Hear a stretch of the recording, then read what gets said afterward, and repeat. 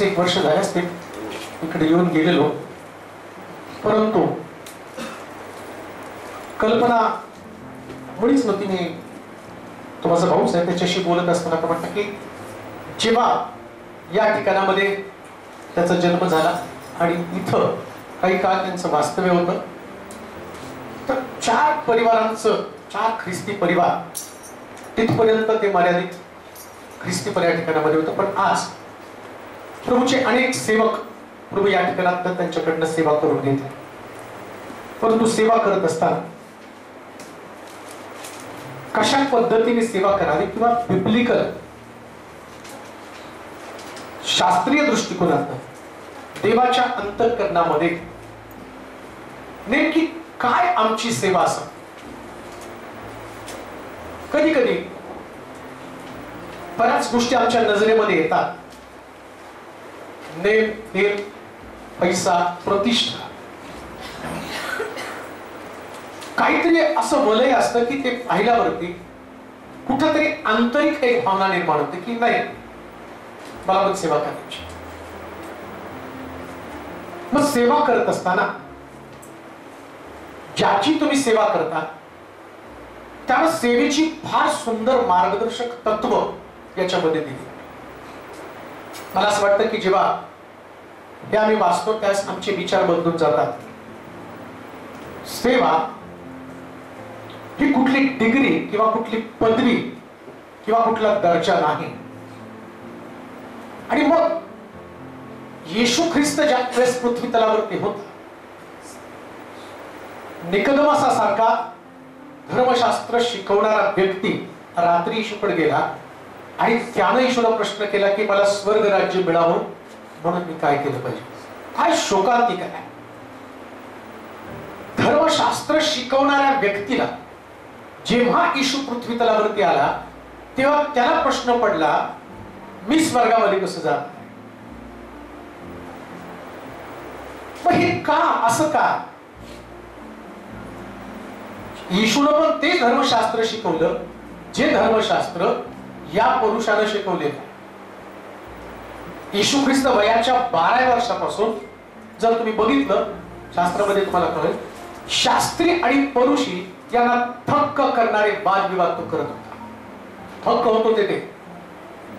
12 वर्षाचं पोरग आणि शास्त्री परुषी धर्माचा गाढ अभ्यास करणारे, परंतु त्यांच्या समोर त्याने फार मोठं आव्हान निर्माण केलं. त्याच्या पलीकडे जाऊन ज्याने 40 दिवसाचे उपवास, त्यानंतर क्रुसिफिकेशन, गुड फ्रायडे, मग पुनरुत्थान याच्याविषयी लोक आता त्या विचारामध्ये आहेत. परंतु ही क्रिएटिव्हिटी किंवा हे जे काही सगळा खटाटोप किंवा जलाल असं म्हणू, हा जो संपूर्ण सप्ताह किंवा तो महिना कोण लोकांनी निर्माण केलं किंवा याच्या माग ही जी घटना घडण्याच्या मागे कोण कारणीभूत होते, कोणी दिले येशू ख्रिस्ताला क्रुसावरती. तर शास्त्री आणि परुषी. कोण शास्त्री परुषी? ज्यांच्याकडे धर्मशास्त्र होतं त्या लोकांनी येशूला क्रुसावरती दिलं. ज्याला देवानं मोशेला डोंगरावरती गेल्यावरती त्याने नियमशास्त्र दिलं आणि हे नियमशास्त्र त्यांनी लोकांना समजावून सांगायला हवं. बरं, हेच नियमशास्त्र लोकांकडे आल्यावर या नियमशास्त्राच्या द्वारे शास्त्री पुरुषांनी, त्याचप्रमाणे मी पाहतो धार्मिक लोकांनी लोकांना दंड देण्याचं काम केलं. दंड दिला. तसं तुम्ही पवित्र शास्त्रामध्ये वाचता की येशू ख्रिस्त पहाटेच्या समयी मंदिरामध्ये, सभास्थानामध्ये संदेश देत होता आणि तेव्हा पहाटेच्या समयी एक स्त्री व्यभिचार करत असताना सापडली आणि धार्मिक लोकांनी तिला पकडलं आणि तिला येशूकडे आणलं आणि धर्मशास्त्र उघडलं आणि येशूला सांगायला लागले की असं लिहिलं शास्त्रामध्ये, जर कोणी व्यभिचार करताना सापडलं तर त्याला दगडाने ठेचून मारा. तुमचं मत काय? मग येशू म्हटलं बरोबर आहे, धर्मशास्त्रात तर तसं लिहिलं, पण पहिला दगड त्याने मारायचं ज्याने अजूनपर्यंत पाप केलं. बघा आता ज्यांनी धर्मशास्त्र आणलं त्यांनी दगड पण आणले हातामध्ये आणि पकडणाऱ्या बाईला पण घेऊन आले. तुम्हाला एक गोष्ट कळते की याच्यामध्ये ज्या लोकांनी तिला पकडून आणलं त्या लोकांना तिचा सगळा इतिहास माहिती होता. काय असं कोण पाप करताना सापडतं अचानक असं कधी घडत नाही. मगाशी मी आल्यापासून बरेचसे बोलत होते, म्हटले की शोधले पाळक कुठे आहेत, चर्च कुठे आहेत, मंडळ्या कुठे आहेत. एवढ्याशा शिरूर शहरामध्ये शोधावं लागलं की पाळक कुठे, कोण कुठे सेवा करते. मला हा प्रश्न पडतो, या धार्मिक लोकांना ती बाई कशी सापडते? ती विचार करत आणि तिच्या घरामध्ये एक पुरुष आहे. म्हणजे याचा अर्थ त्यांनी धर्मशास्त्र घेऊन लोकांना वाचवायला गेले नाहीत, मारायला गेलेत. धर्मशास्त्र घेऊन मारायला, कोण पाप करतं त्याला पकडायचं ना मारायचं. मग येशू ख्रिस्त काय म्हटलं माहिती का, मी इस्रायल मध्ये हरवलेले शोधण्यासाठी आलो. आणि तो काय म्हटला, रोग्याला जशी वैद्याची गरज आहे तसं प्रत्येक पाप्याला माझी गरज आहे. हे तुम्हाला खाली सांगतो माहिती का, आम्ही ख्रिस्ताचे अनुयायी आहेत आणि आम्ही पापावरच्या रोगाचा उपचार करणारे अशा प्रकारे ख्रिस्ताचे अनुयायी आहेत. नेमकं आम्ही आहोत कोण? एक पाळक, एक सेवक, एक लीडर ज्याच्या हातामध्ये लिडरशिप दिली. नेमकं आमचं काम काय, कोणतं काम आहे, कोणतं कार्य आमच्याकडनं करायचं? आम्हाला तर उपचार करायला दिले, हे उपचाराचं पुस्तक आहे. प्रभू येशू ख्रिस्ताने उपचार केला, जसं त्या स्त्रीला त्यानं दगड मारण्यासाठी आणलं आणि येशूला शास्त्रातला नियम देऊन म्हटले दगड मार करणं असं सांगितलं नाही. आणि आहे जुन्या करारामध्ये एका आखाणानं पाप केलं, त्याचं अख्खं घरदार जाऊन टाकलं, एक पण नाही वाचला. त्यानंतर मी पाहतो की नोहाच्या काळामध्ये तुम्ही बघितलं, एक कुटुंब वाचवलं, अख्खं जग नाश करून टाकलं. 8 लोक वाचले त्याच्यामध्ये. सदोम गोमोरामध्ये लोट, त्याचा परिवार, त्याच्यातली त्याची पत्नी मेली, अख्खं सदोम गोमोरा उद्ध्वस्त करून टाकलं. परिस्थिती बदलल्यावरती आम्ही पाहतो की देवाचं मन मृदू मृदू होत गेलं. त्याला कळलं या माणसाला उपचार नष्ट करणं नव्हे, या माणसाला उपचार काय, तर तो मग सांगतो वचनामध्ये, मी तुमच्यातलं पाषाणमय हृदय काढेल आणि नवीन मांसमय हृदय तुम्हाला देईन.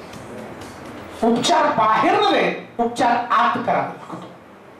आणि आतमधला उपचार हे तुमच्या काउन्सिलिंगने नाही घडणार.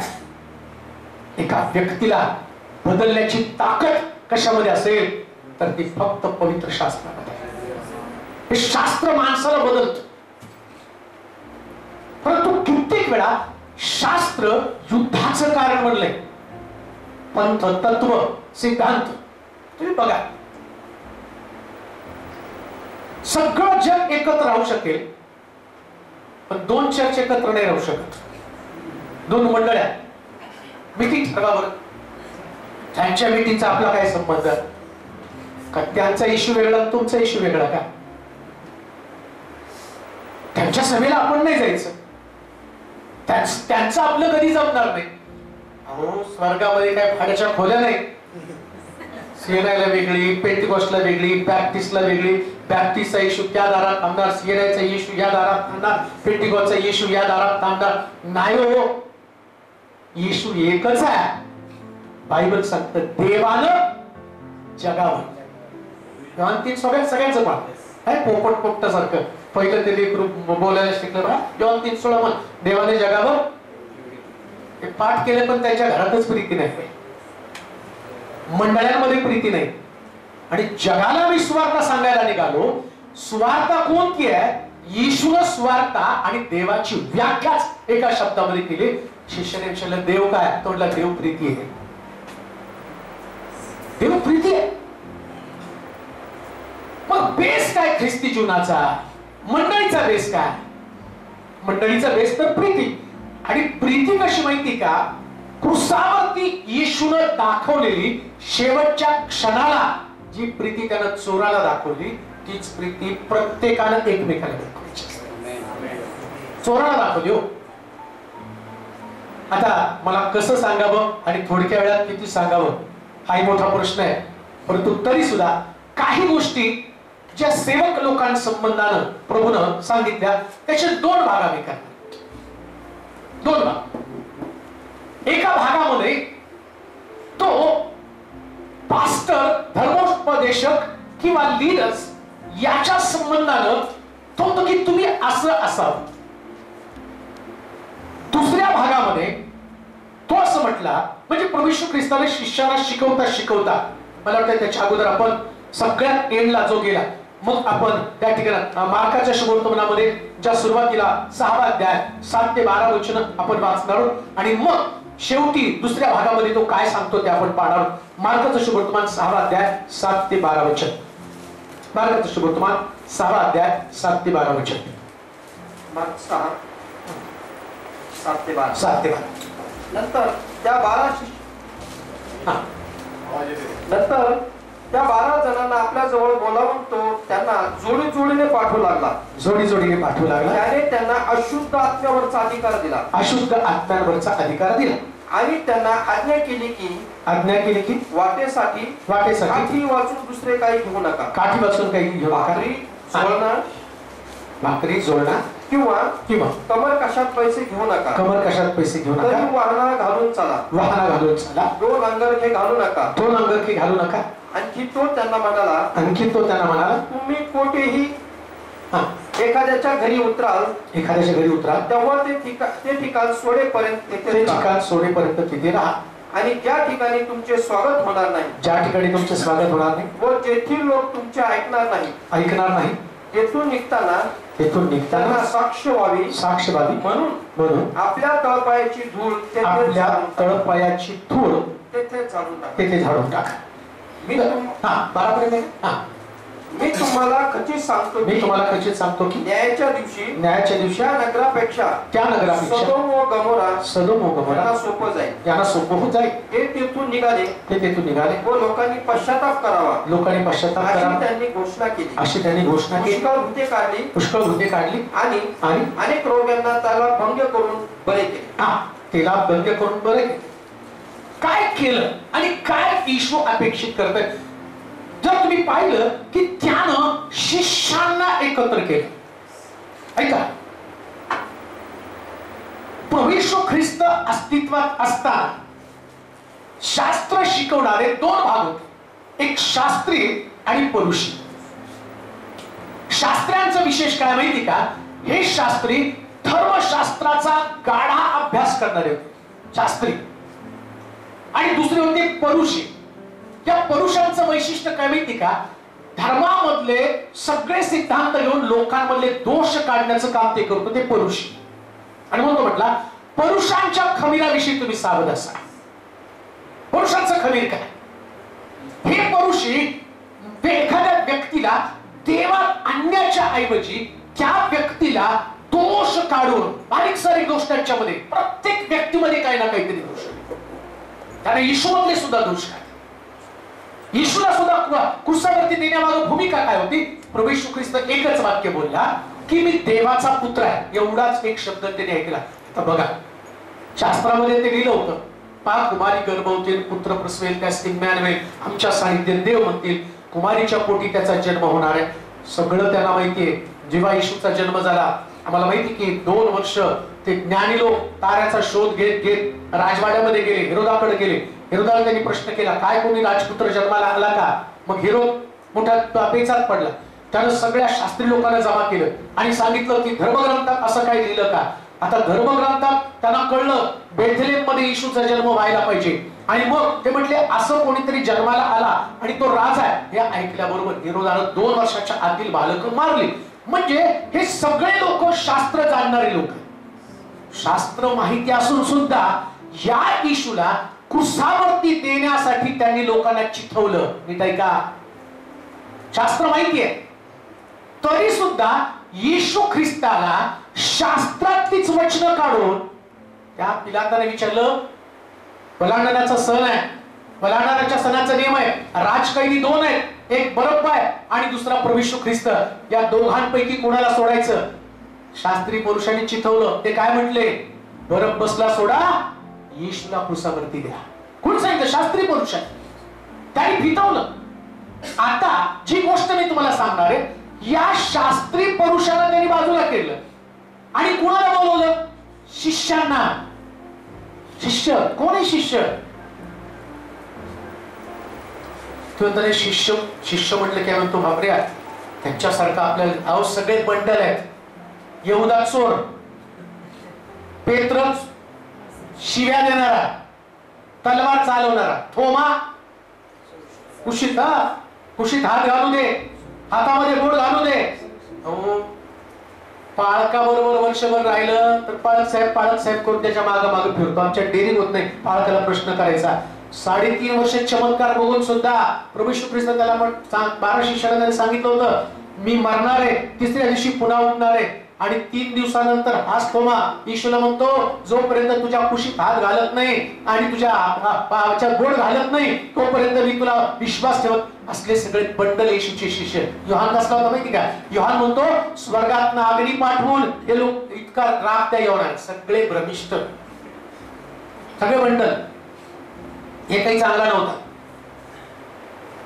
याचा अर्थ मी तुम्हाला वाईट वागा म्हणून प्रोत्साहन देत नाही, पण एक गोष्ट मी तुम्हाला सांगतो, पण येशू ख्रिस्त त्यांनाच बोलवतो का हो?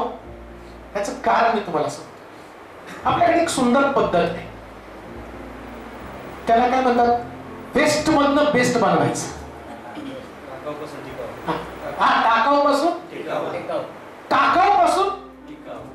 टिकाऊ पासून टिकाऊ बनवण्यात काय मजा? टाकाऊ पासून मी तुमच्या समोर उभा आहे ना, हा टाकाऊ होता, बोलवलं त्यानं टिकाऊ बनवलं. हे वैशिष्ट्य. मुळामध्ये सेवेची क्वालिटी काय माहिती का? पहिल्यांदा तुम्हाला टाकाऊ बनावं लागतं. टाकाऊ. जोपर्यंत टाकाऊ बनत नाही ना, तोपर्यंत देव तुम्हाला टिकाऊ बनवत नाही. का माहिती का? तुमचं ज्ञान घेऊन तुम्ही थोडी सेवा करू शकता. तुमच्या ज्ञानानं मग तुम्ही स्वतःचे सिद्धांत लावाल. असं लिहिलंय शास्त्रामध्ये, हे विचार करताना सापडलं तर दगडानं ठेचून मारावं. किती लोकांना ठेचून मारशील? किती लोकांना नरकात घालवशील? किती लोकांना तू स्वर्ग राज्य बंद करून ठेवशील? आत्ताच्या वेळेला या घटकेला मी असं म्हणतोय, नरक भरत चाललाय, स्वर्ग रिकामी होत चाललाय. आणि कुणामुळे माहिती का? प्रॉपर सेवा न करणाऱ्या लोकांमुळे. प्रॉपर सेवाच नाही हो, त्याला कळलंच नाही सेवा म्हणजे नेमकं काय. लक्षात ठेवा, सेवा म्हणजे बायबल मधनं प्रीचिंग करणं म्हणजे सेवा नाही. प्रीचिंग करून कोणी लोक जिंकणार नाही. कळवळा निर्माण होईल तेव्हा जग जिंकलं जाईल. कळवळा फार महत्वाचा आहे, फार महत्वाचा आहे कळवळा.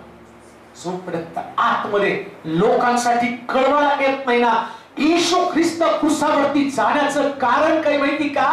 शेवटच्या त्याचा कळवळा प्रभूजवळ प्रार्थना करताना, शेवटच्या रात्रीची त्याची प्रार्थना, आणि त्या प्रार्थनेमध्ये जो ख्रिस्त 3.5 वर्षाच्या सेवेमध्ये, 33.5 वर्षाच्या त्याच्या मिनिस्ट्रीमध्ये, तो येशू कधी प्रार्थनेमध्ये डिस्टर्ब झाला नाही. पण शेवटच्या दिवशी त्याची प्रार्थना करताना रात्री 3दा डिस्टर्ब झाला. कारण त्याला माहिती होतं, पेत्राला त्याने सांगितलं होतं, पेत्रा, अरे सैतानानं तुम्हाला चालण्यासाठी मला मागून घेतलेलं आहे. जसं आणि गव्हाला चालावं तसं तुम्हाला चालण्यासाठी मागून घेतलं. आणि जेव्हा त्या रात्री डोंगरावरती प्रार्थना करतो, त्याची प्रार्थना काय? हे पित्या, जसं मी आणि तू एक आहे तसं यांनी एक असावं, अशी प्रार्थना आहे. लक्षात घ्या, आज जर लोकांना एकत्र करण्यासाठी ख्रिस्ताची प्रार्थना, यांची प्रार्थना असली पाहिजे. हे तेव्हा आम्ही वेगवेगळ्या ठिकाणात सेवा करतो, पण आमचा सिद्धांत एक असू दे. आम्ही सगळेजण येशूच्या नावानं एकत्र यावं, एकत्र यावं, एकत्र यावं आणि लोकांचा उद्धार व्हावा. आज सकाळी सगळ्यात जगातली चांगली गोष्ट कोणती माहिती का? शिरूर मधले सगळे पालक एकत्र येऊन प्रभूला उंच करण्याचं काम करत आहे. तो प्रभूची प्रार्थना फळात, प्रभूची प्रार्थना फळात. मला आठवतं तुमचं, मला क्रिसमस फेस्टिवलचं निमंत्रण होतं शिरूरचं, तुम्हीच केलं होतं, दादाने फोन केला. मग त्यावेळेस माझ्याकडे 4-5 निमंत्रण होते. पण शिरूर नाव आल्याबरोबर मी म्हटलं नाही, मी त्याला झटक्यात म्हटलं जमत नाही. कारण माझ्या डोक्यात कल्पना होती शिरूर मध्ये आहे काय जाऊन सांगायचं, 4 लोकांना वचन जाऊन सांगायचं. मग मी काहीच म्हटलं नाही येत तिथं. 4-5 ठिकाणचं कशाला ते कॅन्सल करायचं, शिरूर मध्ये जायचं. पण जेव्हा फेसबुकला तुमचं शिरूरचं ते पाहिलं क्रिसमस फेस्टिवल, त्याला म्हटलं अरे चांगला चान्स घालवला आपण. तिथं लोक काम करतायत. माझ्या डोक्यात कल्पना होती शिरूर मध्ये काही नाहीये. पण जेव्हा येशू बोलवतो ना तेव्हा काम करायला सुरुवात होत असते. आणि शिरूरच्या सेवक लोकांनो, ते दिवस लांब नाही, तुम्ही काम कराल आणि एक मोठी चळवळ या ठिकाणामध्ये सुरू होईल. फलाने नव्हे, पराक्रमाने नव्हे, माझ्या आत्म्याला कार्यसिद्धी करेल. आमच्याकडे बळ नाही, आमची ओळख नाही, तुमच्याकडे कुठलं शास्त्राचं ज्ञान नसेल हरकत नाही. एकाला सुद्धा बायबलचं ज्ञान नव्हतं 12 शिष्यांना. तुम्ही नाव सांगा त्याला. याचं खूप मी प्रश्न करतोय. 3.5 वर्ष, बरं बायबल कॉलेज म्हणजे 3.5 वर्ष का असतं, तर येशूचे शिष्य 3.5 वर्ष त्याच्याबरोबर होते.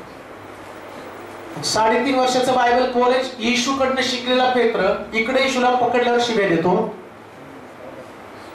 आमच्या तरी बायबल कॉलेज शिकतात ते 6 महिन्याने जरा जबाबदारीने बोलतात. आता तर मी पाळलं काय. पेत्राला लाज नव्हती, बिंदास एवढं पडत येशूला शिव्या दिल्या होत्या. मी तुम्हाला का सांगतो माहिती का, येशू अशाच डिस्क्वालिफाईड लोकांना निवडत असतो. का माहिती का, तो म्हणतो जगातले जे ज्ञानी आहे त्या ज्ञानाला लाजवण्यासाठी निर्बुद्ध लोकांची निवड तो करत असतो. निर्बुद्ध. नारायण बाबा टिळक म्हणतात पुष्कळ अजूनही ते पण निर्बुद्ध करून घेतात. ते पण स्वतःला. पौल म्हणतो मी एवढ्यातच पूर्ण झालो असं नाही. का मिनिस्ट्री घडत नाही? एखादा सेवक हातात बायबल घेतलं. आज प्रॉब्लेम काय सेवक लोकांचा माहिती का, तुम्ही बघा ते फेसबुकला युट्यूब त्यांनी काढलं, तो म्हणतो हा चुकीचा, तो म्हणतो तो चुकीचा, तो म्हणतो की सुरेश प्रेमाने बोलले ते चुकीचं आहे, कोण म्हणतं बेरीने बोलले ते चुकीचं. अरे हे काम दोषारोप करणं काम सैतानाचं आहे. दोष देण्याचं काम कोणाचं आहे? मग तुम्ही हाय कोणाची नेमके, कोणाची पिल्ला, तुम्ही कोणाचं काम करता? सैतान काय करतो माहिती का, आता प्रभू येशू ख्रिस्ताला डोंगरावरती गेल्यावर सैतानानं काय काढलं? देवाचं वचन. अरे तू देवाचा पुत्र आहेस, तुला भूक लागली, आता धोंड्याला आज्ञा कर भाकर बारी. काही येशू म्हटला का बरोबर आहे, आता तू म्हणतोस त्या पद्धतीने मी आज्ञा करतो, हे धोंड्या भाकर हो. तर तुझ्याकडे वचन आहे, माझ्याकडे पण वचन. मनुष्य केवळ भाकरी नव्हे तर देवाच्या मुखात निघणाऱ्या वचनाला जगेल. कोणाला दोष देऊ नका. ज्याला जशी सेवा करायची तशी करू द्या. आल्यावर हिशोब तो घेईल. तुम्ही कोणते जजमेंट करता? मुख्य भाग काय? येशू शिष्यांना म्हणतो आता वाचा वचन, तेच वचन.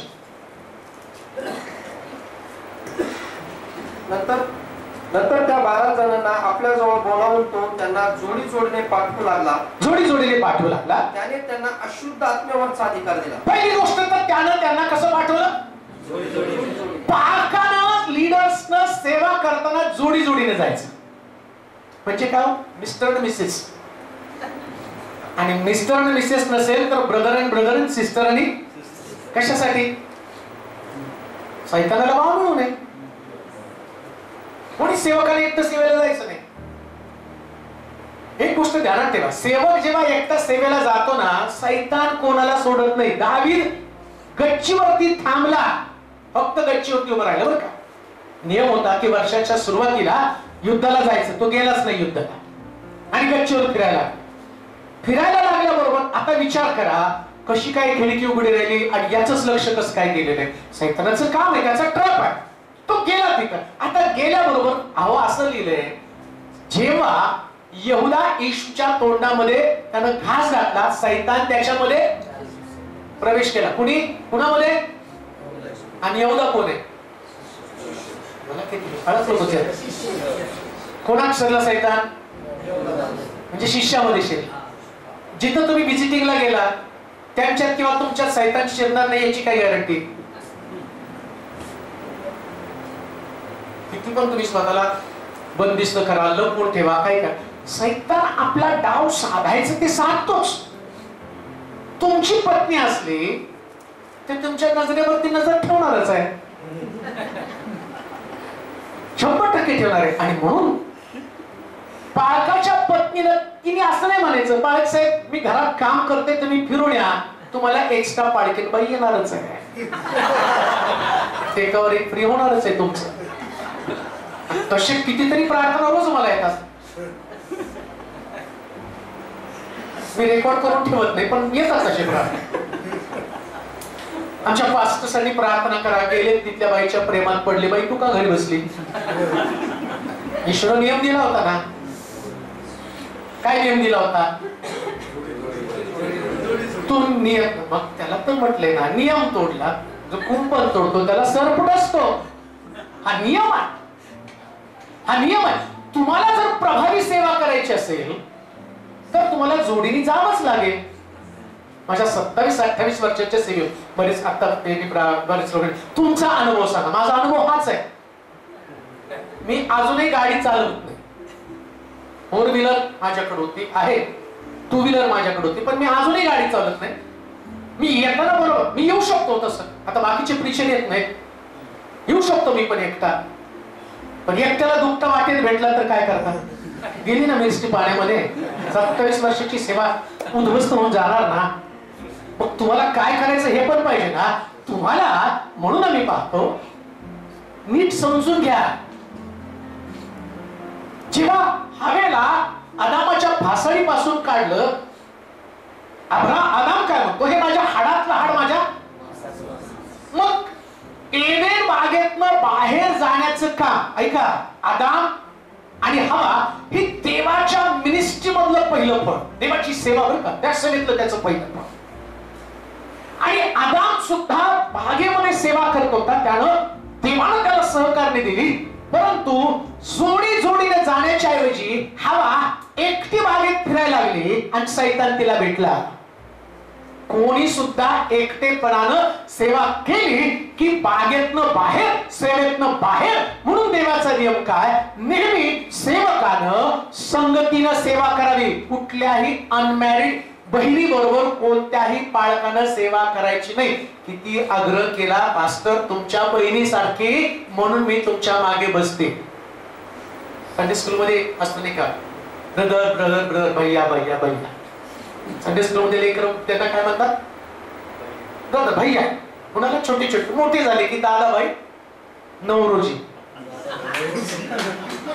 आधी कोण होतं, भैया. लव करत करत काय झालं, दादा भाई आणि आता. म्हणून कोणी सुद्धा सेवकानं आपल्या गाडीवर कुठलं सोशल वर्क करायचं नाही. कोणत्याही पालकाची गाडी ही फक्त त्याच्या बायकोचाच अधिकार त्याच्यावरती आहे. म्हणाल का, बरं झालं तुमच्या बायका घेऊन आता कसा बदलते, आता कसा बदलते. मिनिस्ट्री पडण्याचं कारण हेच आहे, मिनिस्ट्री पडण्याचं कारण हेच आहे. संशोधनाचं सामर्थ्य निघून जाण्याचं कारण दलील आहे. त्या दलिलीच्या हाती तो सापडला नसता. तुम्ही वाचा पवित्र शास्त्र, त्याला मुलगी बघण्यासाठी गेलेले होते, संशोधनाला मुलगी बघण्यासाठी गेले होते. मग दलीला कशी काय त्याच्या जीवनामध्ये आहे? हे पतनाचं सगळ्यात मोठं कारण. म्हणून दोघं त्या ठिकाणामध्ये सेवेमधलं पहिलं तत्व काय, सगळ्यात मोठं पहिलं प्रिन्सिपल काय, जिथं तुमच्या जीवनाचं पावित्र्य टिकलं जातं, जिथं तुमच्यामध्ये शुद्धता येते, जिथं तुम्ही आयुष्यभर सेवा करू शकता. काढू नये का, शल्मोना संबंधानं तुम्ही जर पाहिलं तर तुम्हाला कळेल, ज्या शल्मोनाला 3दा देवानं आणि दृष्टांतामध्ये दर्शन दिलं, ज्या शल्मोना संबंधानं म्हटलं की त्याला आणि देवापासूनचं ज्ञान आणि 3दा दर्शन दर्शन मिळणारा असला कुठलाच सेवक नव्हता. पण हाच शलोमोन जेव्हा आणि असं लिहिलं की त्यानं आणि विधर्मी स्त्रियांशी संबंध प्रस्थापित केले, 300 पत्न्या 700 उपपत्न्या, या शलोमोनाचा अंत तुम्ही पाहिला तर हा शलोमोन शेवटी मरताना आणि मूर्ती पूजा करू लागला. याचं कारणच काय? जेव्हा तुमचं आणि तुम्ही चुकीच्या संगतीमध्ये जाता, तो किती मोठा सेवक असला तर तो उद्ध्वस्त होतो. मग तुमच्याकडे विजन असू, मग तुमच्याकडे दर्शन असू, सेवकांनो खरं दर्शन देवाचं राज्य आहे. खरं दर्शन तुमची फॅमिली आहे. खरं दर्शन आणि तुम्हाला आत्म्यांचा उद्धार आहे. आत्म्याच्या उद्धाराशिवाय जगामध्ये कोणतीच गोष्ट तुमच्यासाठी अट्रॅक्टिव्ह असता कामा नये. आणि म्हणून लक्षात ठेवा, येशू ख्रिस्ताला सुद्धा ज्या 3 परीक्षा त्याच्या झाल्या, त्याला असं म्हटलं तुला भूक लागली आणि तू धोंड्याच्या भाकरी कर. म्हणजे काय सैतान तंतोतंत धोंड्याच्या भाकरी संबंधानं बोलला का? नाही. धोंड्याची भाकर कर म्हणजे दैहिक वासना आहे, ते त्या ठिकाणामध्ये बोललं गेलेलं आहे. प्रत्यक्ष भाकर नाही करायला सांगितलं धोंड्याची. आणि येशू काय एवढा मूर्ख नाही त्या धोंड्याच्या भाकरी करायला. ही गोष्ट तुम्ही ध्यानात घ्या. ज्या येशूनं ते उपवास संपल्यावर तो काना गावामध्ये गेला, त्यांनी पाण्याचा द्राक्षरस केला. त्या सैतानाला माहित नाही का हा काय करू शकतो. पण तुम्हाला कोणत्या परीक्षा होणार आहेत या परीक्षे संबंधानं म्हटलं तुमची जे काही तुम्हाला धोंड्याची भाकर म्हणजे तुमची शारीरिक भूक आहे. प्रत्येकामध्ये वासना नावाची भूक आहे. प्रत्येक सेवकामध्ये. कोणी सुद्धा सेवक जगामध्ये परफेक्ट नाही. जेव्हा वासना जन्माला येते तेव्हा सेवा संपली जाते. आणि या वासनेवरती जर विजय मिळवायचा असेल, मला एका ठिकाणामध्ये मी प्रीच करता करता एक व्यक्ती आला आणि मग तो लीडरच आहे, पॉलिटिशियनच आहे. तो माझ्याशी बोलता 90% सेवा सध्या भ्रष्ट अवस्थेमध्ये चाललेली. 90% पाळक व्यभिचारी पाळक आहे. कोण सांगतो? जो व्यक्ती माझ्या शेजारी बसली होता याला विचार. 90% व्यभिचार चालले. 10% सेवा, सीमित सेवा, ज्या सेवा खरंच प्रभूला भिवून चाललेल्या आहेत. मग आता लोक जर एवढ्या पद्धतीने बघत आहेत आणि आम्ही म्हणतो की देवा तुझं राज्य लवकर येऊ दे, पण मी स्वतः एका पाळका संबंधानं ऐकलं आणि त्या पाळकाला मी स्वतः काउन्सिलिंग केलं. तर तो काय करू पाळक साहेब, ही गोष्ट माझ्यापासून सुटतच नाही. मग तुम्ही काय लोकांना शिकवणार आहात? तुम्ही कसं लोकांना शिकवणार आणि काय शिकवणार आहात? कोणती शुद्धता आहे? कोणतं पवित्रीकरण आहे? स्वर्ग राज्य कोणाचं आहे? तुम्हाला माहिती का, लेवीच्या स्थापना करताना देवानं त्याला जे झगे दिले, त्याला म्हटलं झगा, अंगरखा, एफोद 3 भाग आहेत. झगा पायगोळ आहे, अंगरखा गुडघ्यापर्यंत आहे, एफोद कमरेपर्यंत आहे. आणि त्याच्या आतमध्ये याजकाला असं म्हटलं, याजकानं आतमध्ये चोळणा घालावा. चोळणा म्हणजे लंगोटी. का लंगोटी घालावी? कारण काय माहिती का, जेव्हा याजक पायऱ्यांवरून जाईल तर पायऱ्यांनी त्याची नग्नता बघू नये. बघू नये म्हणजे देव नग्नते संबंधाला एवढा गंभीर आहे. आज जर तुम्ही बघितलं तर हे प्रिन्सिपल कुठे निघून गेले, कुठे निघून गेले. शुद्धता नाहीच हो. एका चर्च मध्ये मी गेलो प्रीचिंग करताना, एक सभासद आला, साहेब आमच्या सेक्रेटरी पासून सावध राहा. म्हटलं काय का? नाही त्याचे 3 अफेअर चर्च मध्ये. निवडलं कोणी? कोण निवडलं? पण तुमची निवड बरोबरच आहे ना, तुम्हाला माहिती ते सगळं. बरं आता बघा, याला निवडतात पण लोकच. जो व्यभिचारी आहे, जो चोर आहे, सगळं आम्हाला माहिती आहे. पण ती निवड आमचीच का? आम्ही पहिल्यापासूनच येशूला क्रुसावर आणि बरं बसला सोडा. काय मी तुम्हाला सांगतो, आम्ही देवाचे सेवक आहोत. आम्ही ख्रिस्ताचं प्रतिबिंब आहोत. जसा तो पवित्र तसं आम्ही पवित्र असलं पाहिजे. जसा तो शुद्ध तसं आम्ही शुद्ध असलं पाहिजे. शुद्धतेशिवाय सेवाच करू नका. अजून एक गोष्ट मला असलं कर्म करायचं ना तर कुठंतरी गवंड्याचं काम केलं तर देव माफ करेल बरं का. नीट ऐका, असलं कर्म करायचं असेल ना तर याच्यापेक्षा कुठं गवंडी काम, मिस्त्री काम करा, पण व्यभिचार करून सेवा करू नका. कधीच करू नका. ती प्रभूला मान्यच नाही. देव असल्या सेवेचा निषेध करतो. म्हणून म्हटलं दोघांना तुम्ही पाठवा. 2 व्यक्ती नेहमी गेले पाहिजे. दुसरी गोष्ट वाचा त्याच्यामध्ये, हा. त्याने त्यांना अशुद्ध आत्म्यावरचा अधिकार दिला आणि त्यांना आज्ञा केली की वाटेसाठी काठी वाचून दुसरे काही घेऊ नका. दुसरी गोष्ट त्याने काय केलं त्याला? अशुद्ध. दुसरी गोष्ट आज्ञा केली. नाही पहिल्या अधिकार.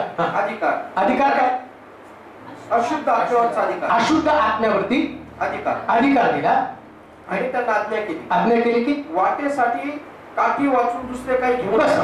आता एक गोष्ट, प्रत्येक सेवकानं आपला अधिकार माहिती करून घ्यायचा. लक्षात, सेवा करताना नुसतं बायबलचं प्रीचिंग तुम्हाला नाही करून चालणार. काय होतं माहिती का, मुळामध्ये देवानं तुम्हाला काय अधिकार दिले हे तुम्हाला कळतच नाही ना. आणि अधिकार माहित नसल्या कारणानं तुमची सेवा फार मर्यादित स्वरूपामध्ये, लिमिटेशन्स. पण हे सांगितलं कुणाला? शिष्य. आता जगामध्ये जेवढे पण प्रॉब्लेम आहेत, नीट ऐका, कोणत्या घरामध्ये तुम्ही सेवा करताना, तुम्हाला सेवा करत असताना नेमकं काय करायचं हे माहित करून घ्या. सेवा सॅच्युअर्ड का होती, मर्यादित का होती, नेमकं तुम्ही कुठं चालला, काय करतात याचं ज्ञानच तुमच्याकडे नाही ना. म्हणून येशू ख्रिस्त म्हटलं, बलवानाला बांधल्याशिवाय लूटच करता येत नाही. बघा ना, चोराचं एक तत्वज्ञान. त्या तिथं वॉचमॅन जर असला कारखान्यामध्ये, चोराला चोरी करायची, तर पहिले तो बांधतो कोणाला? वॉचमॅनला बांधला लूटमार करता येईल ना. चोराला कळतं, पण सेवकांच्या लक्षात ती गोष्ट येतच नाही. तुम्हाला देवाला अधिकार दिला, आता कोणावरती अधिकार दिला?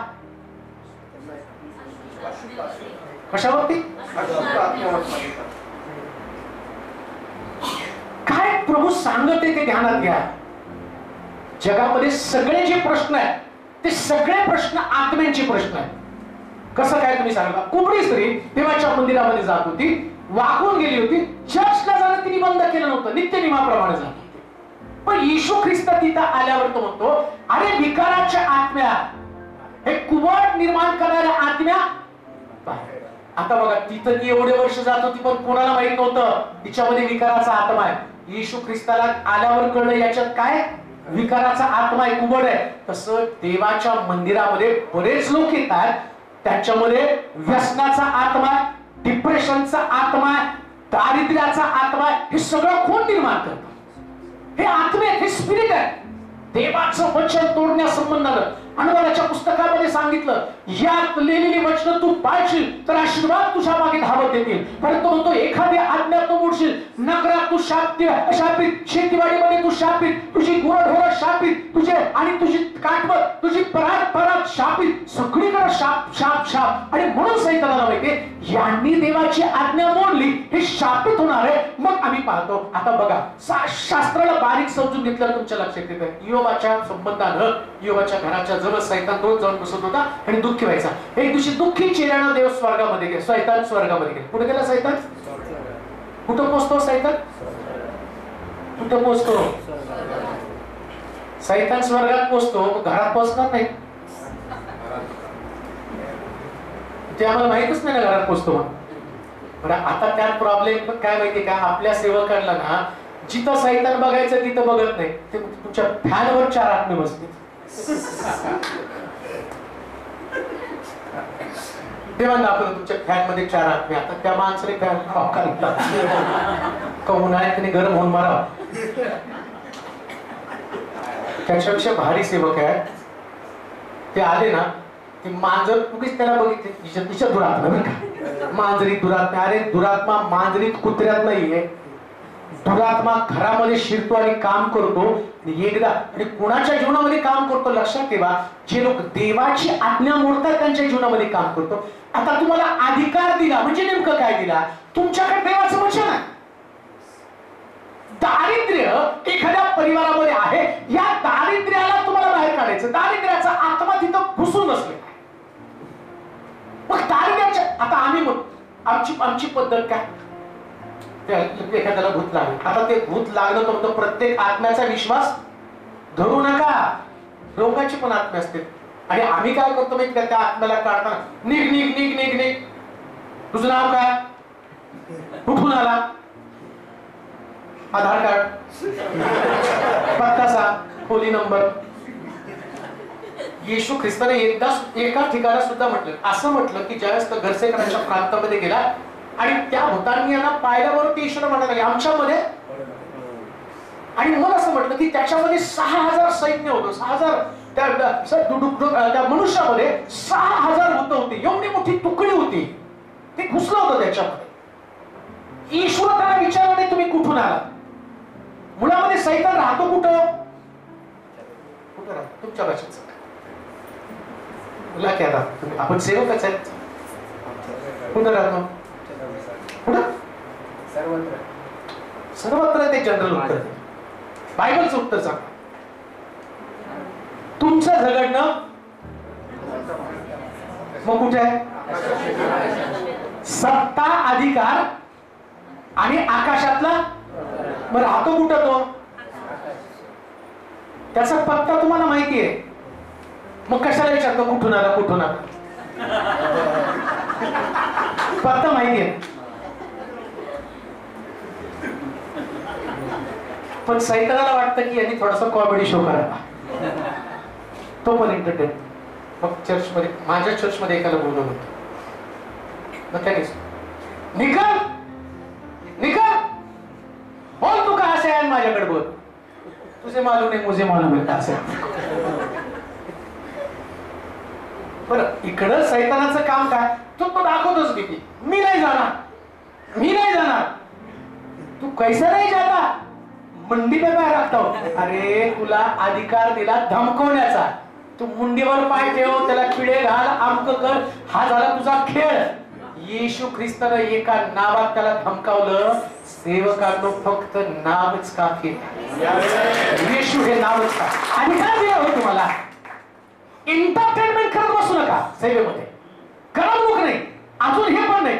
काय होतं माहिती का, तो सैतान तुम्हाला पाडण्यासाठी त्याचा एक ट्रॅप आहे. तो काय करतो माहिती का तुम्हाला, मी गेलो ना तो भूत जाणार आहे.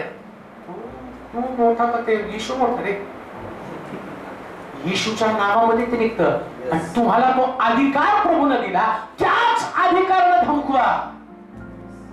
आता लक्षात, एखाद्या कुटुंबाला दारिद्र्यातनं तुम्हाला बाहेर काढायचं आणि दारिद्र्याचा आत्मा तिथं काम करत आहे. नीट आहे का? दारिद्र्याचा आत्मा काम करत आहे. तुम्ही त्या आत्म्याला धमकवणार कसं? कोणत्या गोष्टीची भीती काय आहे? लक्षात ठेवा, येशू ख्रिस्तानं वचनाच्या द्वारे या सैतानाला घाबरवलं. तिथं तो म्हटलं तू धोंड्याची भाकर कर आणि खा, तुला भूक लागलेली. तो म्हटलं मनुष्य केवळ भाकर नव्हे तर देवाच्या मुखातनं निघणाऱ्या प्रत्येक शब्दाने. नंतर त्यानं आणि वर नेलं आणि त्याला दाखवलं, मला नमन कर, हे जग मी तुला देऊन टाकतो. मला नमन कर, मला माझ्या पाया पड. येशू ख्रिस्तानं वचन काढलं आणि म्हटलं आपला देव परमेश्वर याच्याशिवाय कोणाला नमन करू नकोस. त्यानंतर आम्ही पाहतो की त्याला देहाची वासना, डोळ्याचं जग त्याला दाखवलं. जग दाखवलं त्या डोळ्याची वासना, संसाराची पुषाक, फुकट मी तुला देतो, मला नमन कर. 3 वेळा त्याची परीक्षा केली आणि असं लिहिलं. त्याला ते बोलायला भीती वाटते. मग आम्ही तसं प्रीचिंग केलं तर लोक आम्हाला काय म्हणतील, लोक तुम्हाला काय म्हणतील याच्यापेक्षा लोक गरिबीतनं बाहेर येणं गरजेचं आहे. तो अधिकार आहे तुमचा, तो अधिकार तुम्ही लोकांना समजावून सांगायचा. ज्या मंडळीची सेवा मी केली त्या मंडळीमध्ये मी सेवेला सुरुवात केल्यावर तुम्हाला सांगू का, माझ्या हातामध्ये पहिलं जे दशांश येत होता तो दशांश 100 रुपये. दानपात्र माझं आठवड्याचं 27 रुपये 28 रुपये दानपात्र असायचं. 85 रुपये. याच्यापेक्षा दानपात्र मला जास्त मिळत नव्हतं. सोलापुरातल्या लोकांना दशांश माहित नव्हता. मी गेलो, शिकवलं. आज जर तुम्ही बघितलं तर मंडळीमध्ये कोणी गरीब नाही. सगळ्या गरीब लोकांनी देवानं, सगळ्या गरीब लोकांना देवानं धनवान केलं का? अधिकार वापरला, लोकांना शिकवलं, लोक समृद्ध झालं, शहर समृद्ध होतं. हे शिकलं पाहिजे. हे तत्व, हे प्रिन्सिपल आहे. तुम्ही लोकांना, तुमची मंडळी गरीब राहू नये यासाठी जो अधिकार तुम्हाला देवानं दिला, वचनाचा अधिकार, ते वचन तुम्हाला शिकवता आलं पाहिजे. एक वचन वाचा म्हणजे तुम्हाला समजेल. मला या दोघांची साखळी करून तुम्हाला सांगण्यासाठी खरं तर अशी पास्टर कॉन्फरन्स केली ना, आता तुम्हाला मी जरी 2 तास सांगितलं तर फक्त जास्तीत जास्त 5% सांगून होईल. पण सगळं जर शिकायचं तर त्याला पास्टर तुम्ही हे केलीच, हे फार मोठं काम केलं. परंतु सगळ्यात माझं जास्त आवडता विषय कोणता असेल तर पालक लोकांना शिकवणं. कारण मला माहिती येशू ख्रिस्तानं पण काय केलं, 3.5 वर्षामध्ये शिष्याना जास्त शिकवलं, लोकांना कमी शिकवलं. आणि त्याचा परिणाम काय झाला माहिती का, आज आम्ही जे आहोत, आज ज्या मंडळ्या आहेत, ह्या 12 शिष्यांनी जे शिकलं, एक झाला नाश्त्याचं सोडून द्या, पौल त्याच्यामध्ये आला, पण 12 लोकांनी जगाची उलथापालथ केली.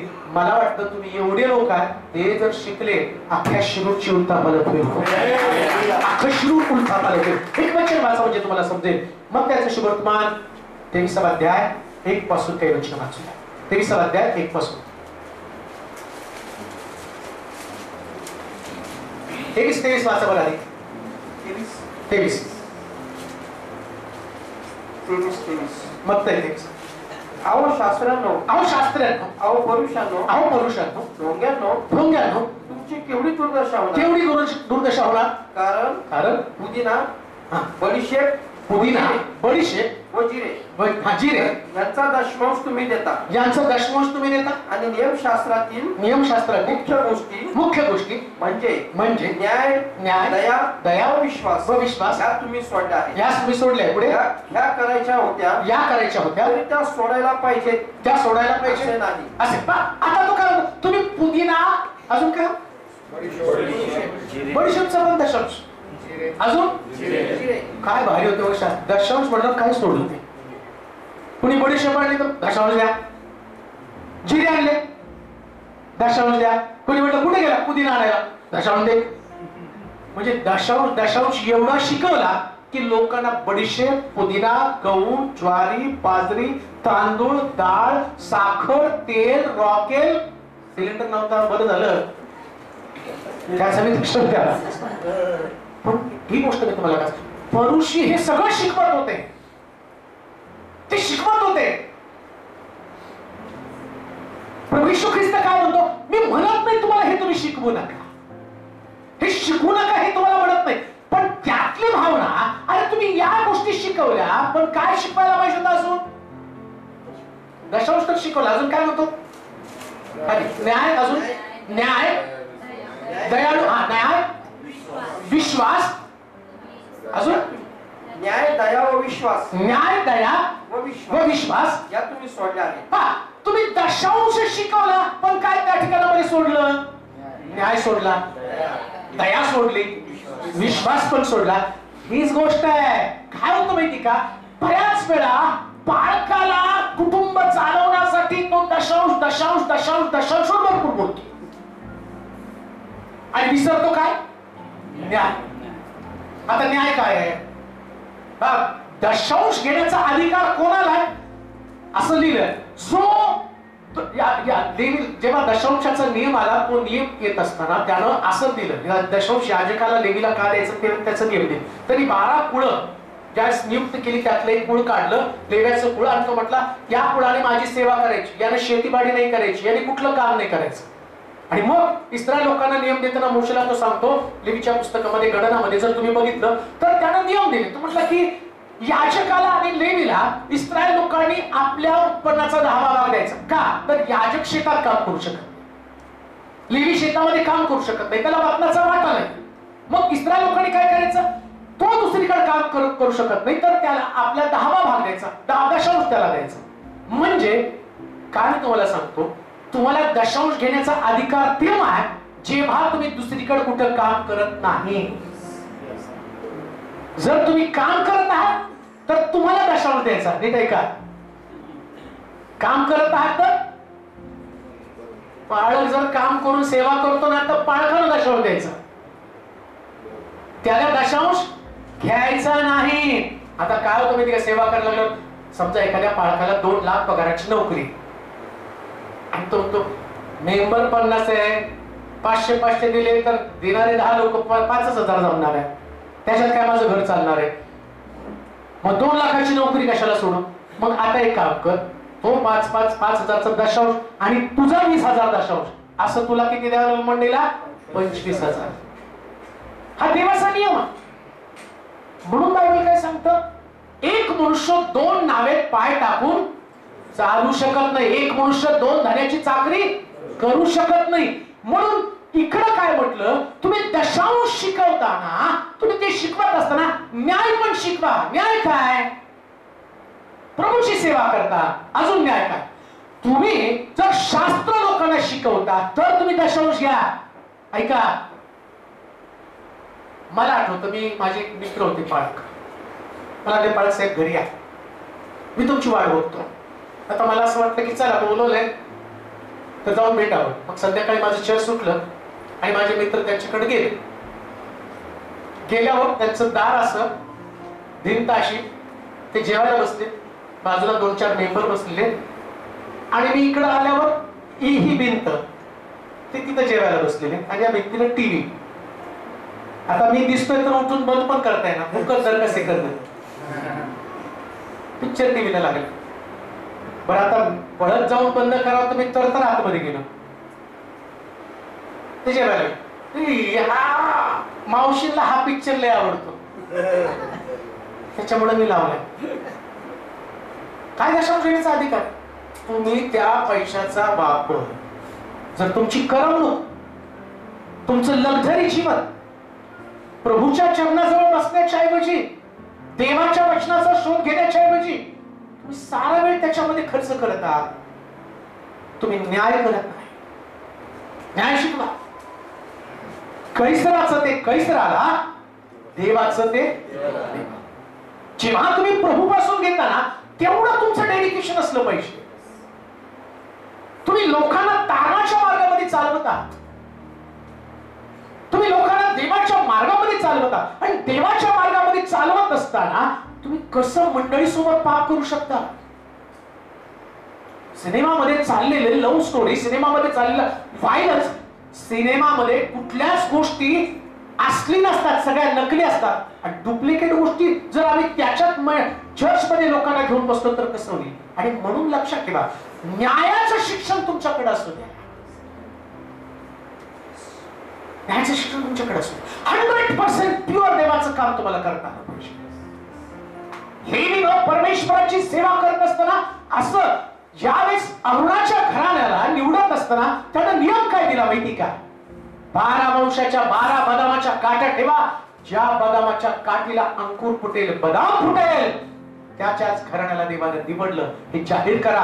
11 काठ्याला बदाम फुटला नाही, 12वीला बदाम फुटला. जगावर एवढे विद्वान लोक आहेत, त्या देवाने त्यांना निवडलं नाही, तुम्हाला निवडलं. तुम्ही त्याच्या सेवेमध्ये रात्रंदिवस असलं पाहिजे. त्याला न्यायाचं शिक्षण म्हटलेलं आहे. न्यायाचं शिक्षण असलं. तुम्ही देवाच्या वचनाचं शिक्षण लोकांना देण्यासाठी तो म्हटलं शास्त्री आणि परुषी ते करत नव्हते. अजून काय करत होते ते वाचूया. मला दोन्ही गोष्टी तुलनात्मक तुम्हाला सांगायच्या. 23वा अध्याय पहिलं वचन वाचा, 23:1. तेव्हा येशू लोक समुदायांना व आपल्या शिष्यांना म्हणाला, आपल्या शिष्यांना म्हणाला, शास्त्री व परुषी हे मोशेच्या आसनावर बसले आहेत. शास्त्री आणि परुषी हे मोशेच्या आसनावर बसलेले आहेत. म्हणून ते जे काही तुम्हाला सांगतील, जे काही तुम्हाला सांगतील ते सर्व आचरत व पाळत जा. आचरण व पाळत जा. परंतु त्यांच्या कृतीप्रमाणे आचरण करू नका. काय म्हणलं होतं आता बघा, काय वाक्य सांगितलं बघ पाळत लोकांना. काय म्हणलं? लोकांना आणि शिष्यांना शिकवलं. काय कसं सांगितलं बघ? कृतीप्रमाणे आचरण नाही, मोशेच्या खुर्चीवर बसले, मोशेच्या आसनावर बसले आहेत. म्हणून ते जे काही तुम्हाला सांगतील, जे काही सांगतील ते सर्व आचरण, सगळं आचरण व पाळत जा. परंतु त्यांच्या कृतीप्रमाणे आचरण करू नका. म्हणजे ते बायबल मधलं सांगतात पण पाळत नाही. हो, कोण पाळत नाही? आम्ही. कोणाला पिक्चर मध्ये आणू नका, स्वतःला पिक्चर मध्ये पहा. आज आम्ही सेवक लोकांच्या या सभेमध्ये आमच्याकडे पहिला प्रश्न, मी एवढे उपदेश लोकांना केले, पण प्रभू आज म्हणत आहे त्यांचे उपदेश ऐका पण त्यांचं जीवन. येशू ख्रिस्त त्या ठिकाणामध्ये सगळ्यात मोठी त्याला खंत कोणती माहिती का? हे प्रीचिंग खूप छान करतात, मोशेच्या आसनावरती बसलेत, पण यांची कृती, लोक ज्यास त्यांच्या कृतीकडे पाहतील तो अरे यांच्यासारखी कृती करू नका. किती भयानक गोष्ट आहे. तुमचं प्रीचिंग तुम्हाला देवाचं लाडकं कधीच बनवत नाही. माझे सगळे संदेश तुम्ही ऐका, प्रत्येक संदेशामध्ये मी सांगत असतो संदेश पौल म्हणतो मी ज्ञानानं आणि आत्म्यानं दोन्ही पण गोष्टीनं संदेश सांगतो, आत्म्यानं पण आणि प्रभू येशू ख्रिस्त पण संदेशा संबंधाने काय म्हणतो, मी तुझ्या नावाला संदेश सांगितला, रोगी बरे केले, भूतं काढली, पण म्हणतो मी तुला ओळखत नाही का, तू माझ्या पित्याच्या इच्छेप्रमाणे वागलाच नाहीस. मुख्य भाग आहे. अजून एक गोष्ट तुम्हाला सांगतो, किती मोठ्या उपदेशानं किती लोकांचं जीवन बदललं, पण तुमचं जीवन जर बदललेलं नसेल तर सगळ्यात जास्त दंड तुम्हाला असणार आहे.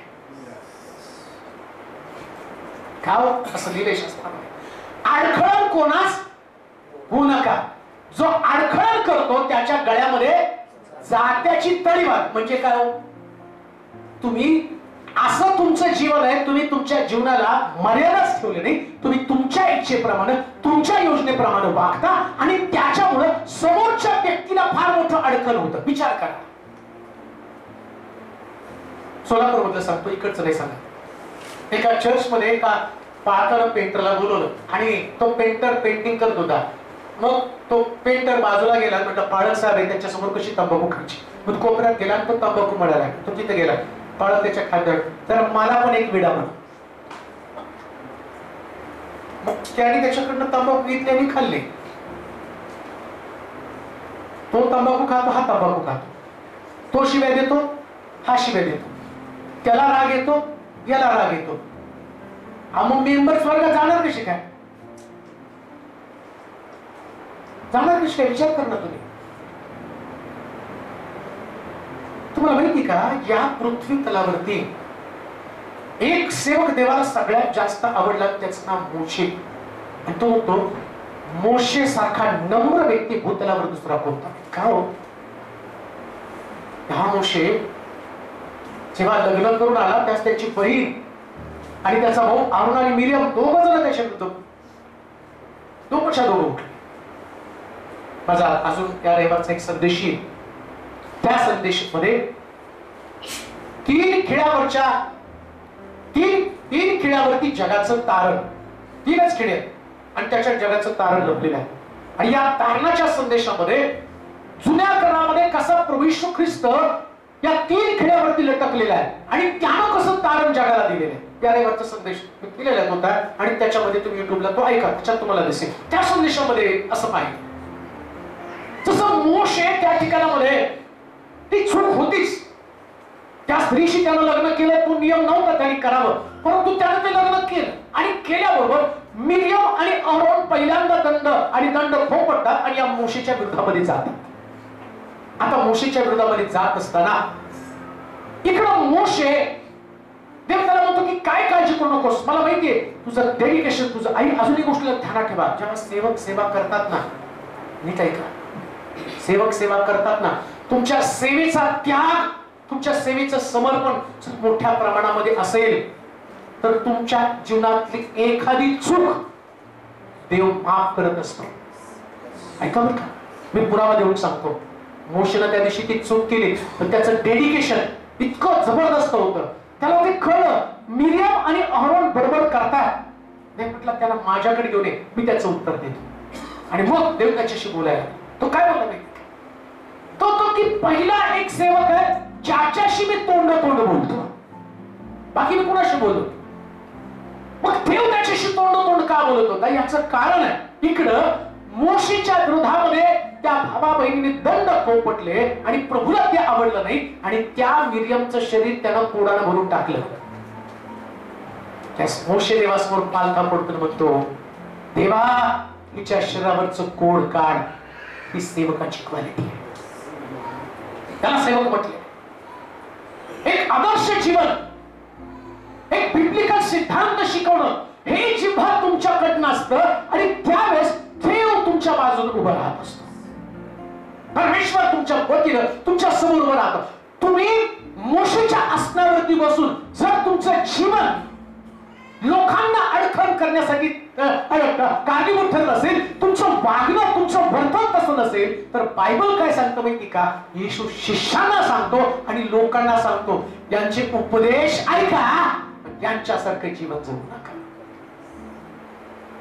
काय आम्ही त्यापैकी कोण आहोत का, हे आत्मचिंतन करणं गरजेचं आहे. आत्मचिंतन करा सेवकांना, प्रत्येक सेवकांना आत्मचिंतन काय. बायबल मधला देव खूप छान आहे, पण बायबल मधला देव माझ्यामध्ये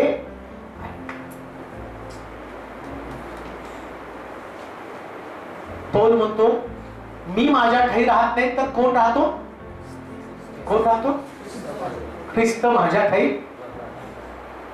तुमचं पण डायलॉग काय असला पाहिजे, माझ्या ठाई कोण राहतो. मग नवरा बायकोची भांडणं कशी काय होतात. हा बरं का, मी काय सांगतो तुम्हाला, बऱ्याच कुटुंबामध्ये सिस्टर लोकांनी थोडंसं ऐका. नवरा सेवा करताना सगळ्याच गोष्टीने तो परिपूर्ण कधीच असत नाही. कोणीच पाळत परिपूर्ण नसतो. सिस्टर लोकांनी लक्षात ठेवा. ज्या आसनावरती मोशे बसलाय, मोशेच्या आसनावरती हे बसलेले आहेत, त्यांच्यासारखं वर्तन असू देऊ नका. आता तुमचे पती पत्नीचे भांडणं कधीच मेंबर पर्यंत गेले नाही पाहिजे. तुम्ही बसल्या बसल्या काय सांगता नाही, पालक साहेब असे म्हटले, पालक साहेब तशी म्हटले, मग मी त्यांना उत्तर दिलं. मग घरात तेवढे चर्च मध्ये चांगले तेवढे घरात नाहीये. आता हे तुम्ही जनरल बोलायला लागला. ती बहीण ऐकताना अख्ख्या गावात दौंडी पिटवणार आहे, साऱ्या गावात दौंडी पिटवणार आहे. ती काही विश्वास नाहीये, ती विश्वास नाही. खरंच मी तुम्हाला सांगतो, नीट लक्षात घ्या सेवा काय आहे, कसे लोकांना तुम्ही अडकण करता. आता बघा तुम्ही, ही गोष्ट तिच्या मनावरती तुम्ही पेरली, तिच्या मनामध्ये तुम्ही बिंबवली, आणि ती गोष्ट तिने 4 लोकांना सांगितली. लोक मंडळीमध्ये कसे काय तुम्ही जीवन जगणार आहे, त्यांची पालकांनाच नीट वागता येत नाही. अजून एक गोष्ट तुम्हाला सांग, पालकांना सुद्धा आपल्या पत्नीच्या विषयीची तक्रार कुठल्या एल्डर समोर कोणासमोर करू नका. सगळे येडे येतो. तुम्ही त्यांच्यावरती बॉस आहात.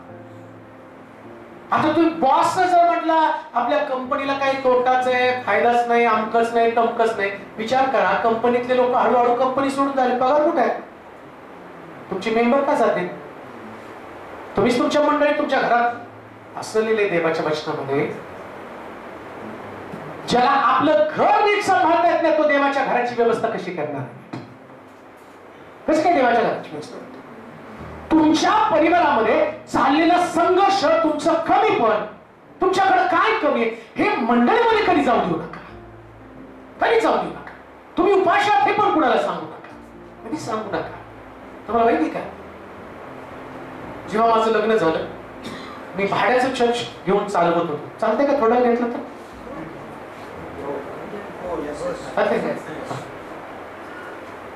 भाड्याचं घर होतं, भाडं भरायला माझ्याकडे पैसे नव्हते, सांगायचे कोणाला.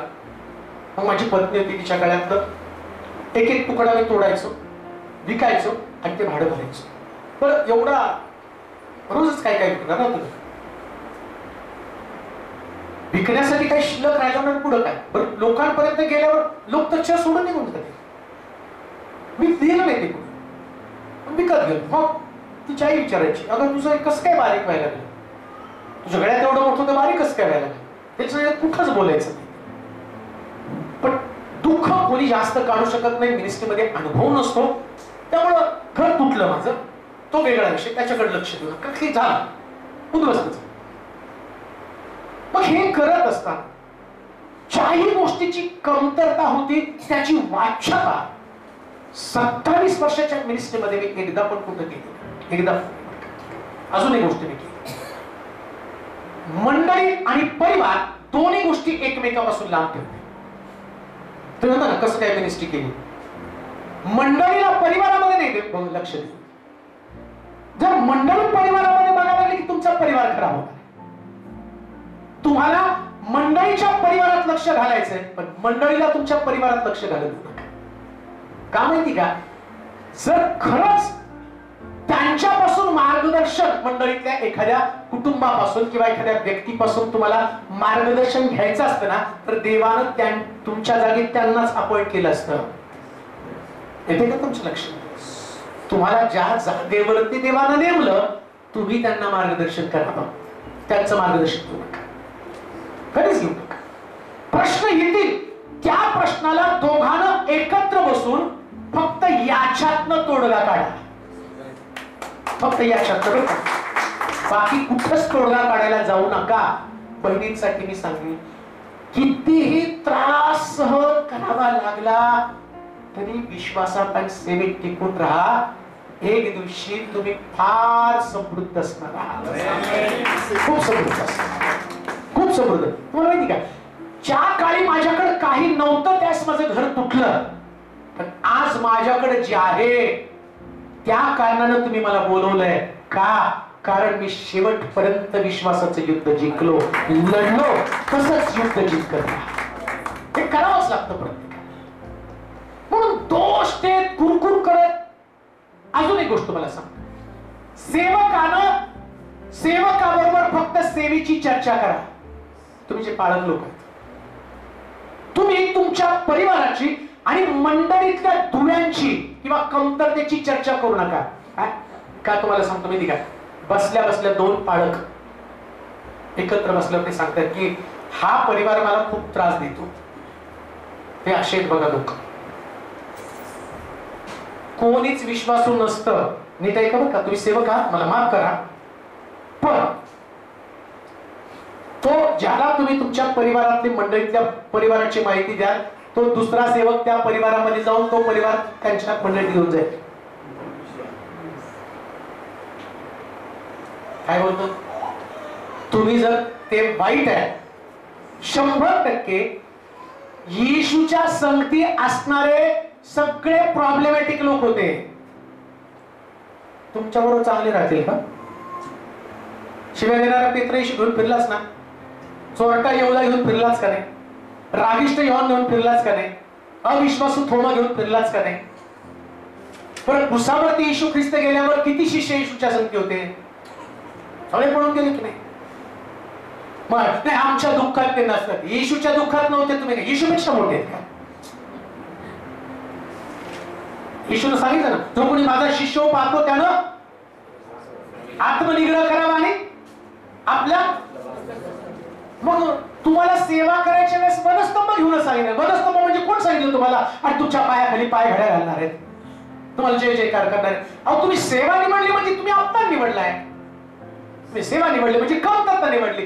पण एक गोष्ट तुम्हाला सांग, असंही देवाचं वचन सांगतं, जे अपमानात पेरलं जातं ते गौरवात उगवलं जातं.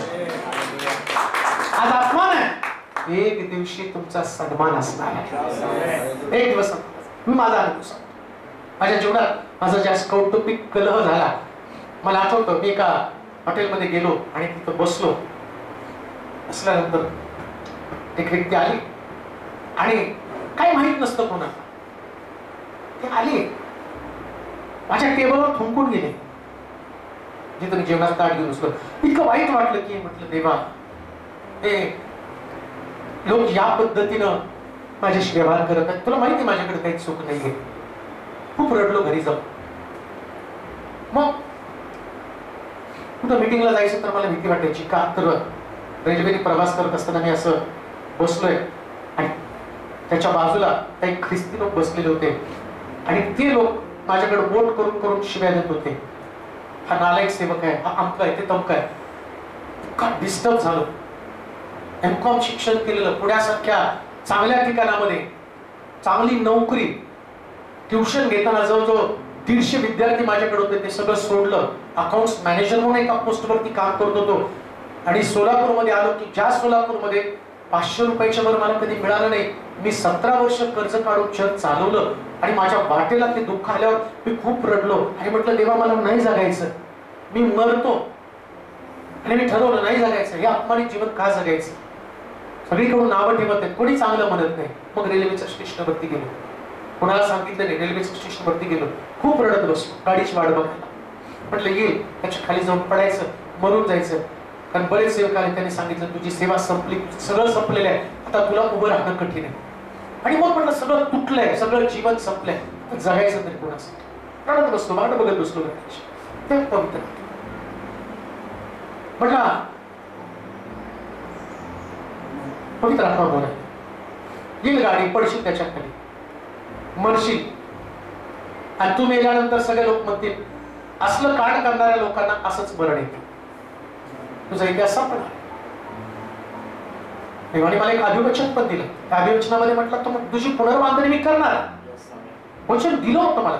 जेव्हा ती घटना घडली 97 सालामध्ये, ते वचन पण देवाने दिलं होतं. माझ्या बायबलमध्ये लिहून ठेवलं होतं. आहे माझ्या साक्षीमध्ये, तुम्ही बघा त्याच्यामध्ये ते वचन. थोडं बघ, मी तुला वचन दिलंय त्या गोष्टीचं. आता तू मरशील काय, आणि मेल्यावर ना मिनिस्ट्री थांबणार ना जग थांबणार. तुला उभं राहून स्वतःला सिद्ध करायचं. आणि मला मोठा प्रश्न पडला, काय करा. तेवढ्या खूप रडलो, कुठलो, माघारी आलो, आत्महत्येचा विचार टाकून दिला, ना सेवेसाठी उभं राहिलो. एक गोष्ट तुम्हाला सांगू का, ज्या लोकांनी मला शिव्या दिला, ज्या लोकांनी मला दोष दिलं, त्याच लोकांच्या हातून देवाने माझा सत्कार सुद्धा केला. त्याच लोकांना माझ्याकडून प्रार्थना करून घ्यावी लागली. तर देव विश्वासू आहे, ते विश्वासू. म्हणून प्रभूचं वचन गाजवत असतात. असं आदर्श जगा, असं आदर्श जगा की ज्या सिंहासनावरती लोकांनी तुम्हाला बसलेलं पाहिजे ते म्हटले पाहिजे, हा देवाचं वचन सांगतो. आणि याचं जीवन दोघांमध्ये काही सुद्धा फरक नाही. पहिल्या लोकांनी तसं म्हटलं, आपले वाद लोकांसमोर नेऊ नका, आपल्या घरातलं कमी पण लोकांना दाखवू देऊ नका, अधिकारानं शिक्षण द्या, लोकांच्या सुखादुःखाशी समोर व्हा.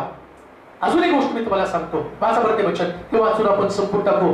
फक्त तुम्हाला एकच वचन सांगितलं, याच्यामध्ये खूप काही भरून लिहिलेलं आहे, परंतु तेवढं नाही तुम्हाला सांगतायत. फक्त एकच वचन मी तुम्हाला सांगितलं, परंतु मला नाही वाटत की जेवण मधली शेवटची पास्टर कॉन्फरन्स असेल.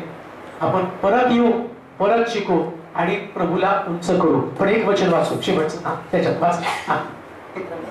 आत्ताच मत्त्याचं शुभवर्तमान 23 अध्याय. एक पासून. शास्त्री व पुरुष हे मोशेच्या आसनावर बसले आहेत, म्हणून ते जे काही तुम्हाला सांगतील ते सर्व आचरत व पाळत जा. सर्व आचरत व पाळत जा, परंतु त्यांच्या कृतीप्रमाणे आचरण करू नका. त्यांच्या कृतीप्रमाणे आचरण करत जा. ते सांगतात पण ते तसे आचरण करत नाही. जड वाहण्यास अवघड उजी बांधून ते लोकांच्या खांद्यावर देतात. बांधून काय करतात हो? बांधून ती काय काय काय काय बांधून देतात? सगळं जड जड टाकायचं. अजून परंतु ती काढण्यास ते स्वतः बोटही लावायची नाही. तसे म्हणू नका बरं का. लोकांना जड ओझं द्यायचं, असं करा तसं करा. आम्हाला सगळ्यात सोपा मार्ग काय, पाळक लोकांना. कोणी काय प्रश्न, एक काम करा, 10 उपास करा. प्रॉब्लेम सुटत नाही. मला विचारतात नाही काय बाळासाहेब प्रश्न सुटत नाही, किती उपास करू? आता 40 करून तरी सुटतेत का तुमचे? आमच्या लहानपणी उपास धरायची त्यास कशाला धरते का तू? होत नाही तुला. कामाला बंगल्यांमध्ये धुणं भांड्याची कामं करायला जायची. तिकडून आल्यावर वडील दारू प्यायचे, रात्र दिवस आमच्या घरात बांधून. म्हणजे नाही तुझ्या बापाची दारू सुटा. अगं म्हटलं गेली 20 वर्ष तू उपास धरते, आमचा बाप फुल पिऊन येतो. कोणीतरी ओझं लावलं होतं ना, तुम्ही हे करा ते करा. तशानं नाही सुटत हो. साधा सोपा मार्ग लोकांना समजावून सांगा. तो जीवनाचा मार्ग आहे. कोणता मार्ग माहिती का? यातली वचनं खूप साधी आहेत,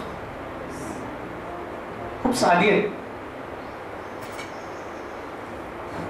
या वचनानं बायबल कसं सुंदर आहे ते मी तुम्हाला सुरेख सांगतो.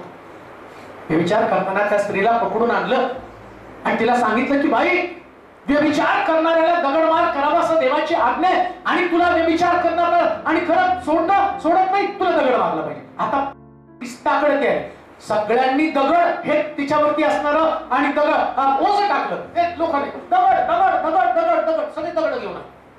आता या दगडानं किती लोकांचा व्यभिचार सुटला? एकाच पण नाही सुटलं.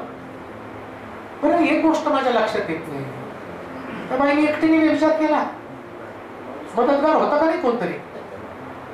मग ते पाप करणारे कुठे गेलं? ते भामटे धार्मिक ज्यांनी व्यभिचार केला त्यांना सोडला, आणि गरीब बिचारे तिला पकडून आणलं. त्यांचा पण शोध घ्यायला पाहिजे होता ना. त्यांना बायको लेकरं सगळं असताना कस कायच्या घरामध्ये घुसले?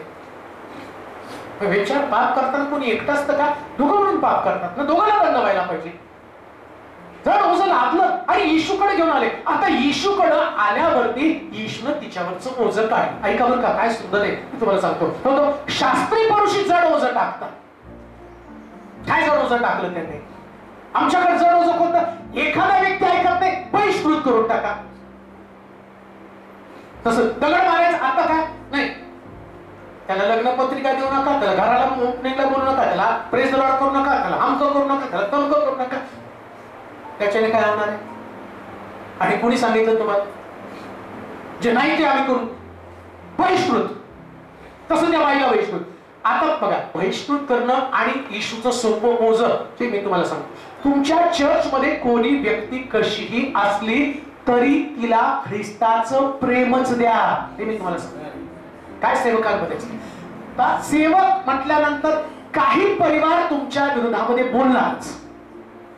असं जगामध्ये कोणताच परिवार नाही, कोणतीच मंडळी नाही की त्या ठिकाणामध्ये. अहो, येशूचे शिष्य सुद्धा तसेच होते. जेव्हा शिमोनाच्या घरामध्ये येशू जेवायला बसला, मरिया आली, अलावस्त्र कुपी आणि मग विकून 300 रुपये आले असते ना, कशाला त्यांनी एवढं किमती असणाऱ्या तेलाची नासडी केली. त्यांनी येशूला सोडलं नाही, येशूच्या पायावर तेल ओतू दिलं नाही. मग हे तुम्हाला सोडतील का?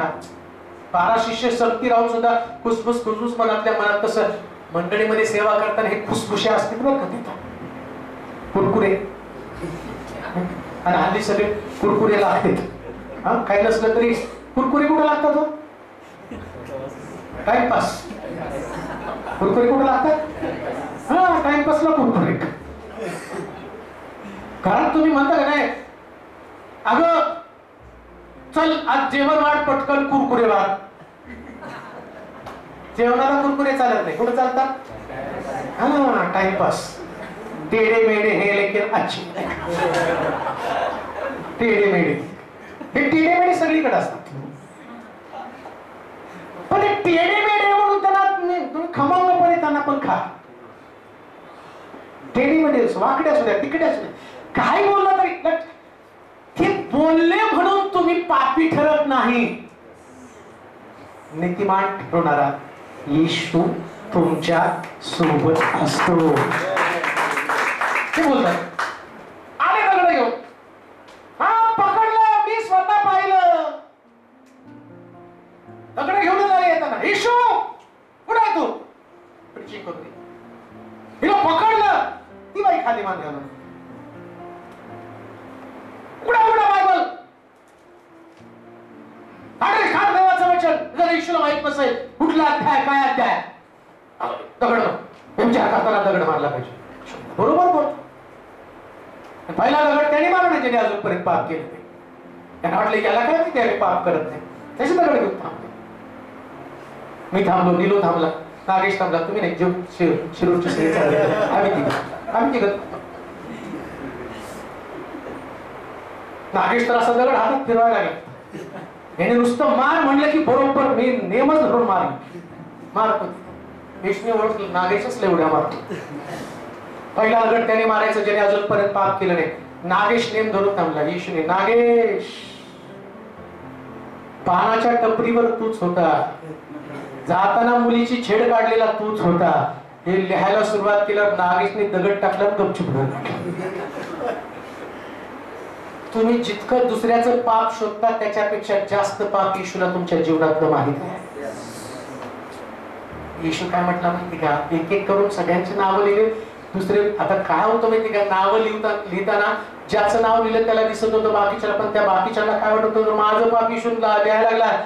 त्यांनी बघितलं, अरे सगळ्यांची नाव आले, आपलं नाव याच्यात कल्टी मारा. सगळे जण पळाले. म्हणून बायबल सांगतं नीतिमान कोणी नाही. आणि तुम्ही कशाला एकमेकाला नाव ठेवता?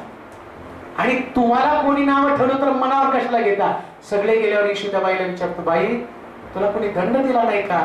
नीट आहे का? जड ओझं लादणं कसं आहे मी ते तुम्हाला सांगतो. ते म्हटले, स्वामी कोणी दिला नाही. जा, मीही तुला माफ करतो.